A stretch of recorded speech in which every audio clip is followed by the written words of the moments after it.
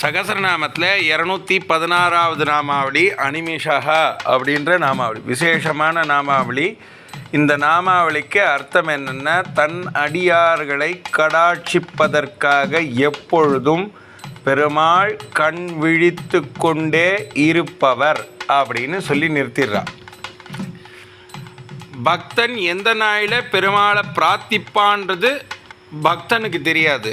ஆனால் பக்தன் எந்த நாளில் தன்னுடைய பிரார்த்தனையை பெருமாள்கிட்ட சொன்னாலும் அதை நிறைவேற்றி கொடுப்பதற்காகவே பெருமாள் காத்து கொண்டிருக்கிறார். அப்படி காத்துருக்கிறதுனால பெருமாள் கண் உறக்கம் இல்லாமல், கண் இமைகளை மூடாமல் தன் பக்தனுக்காக காத்து கொண்டு அவன் எந்த நேரத்தில் அவனுக்கு நாம் கடாட்சிக்க வேண்டும் என்பதை யோசனை செய்து கொண்டும் இருப்பதாக பெரியோர்கள் சொல்கிறார். விசேஷமான நாம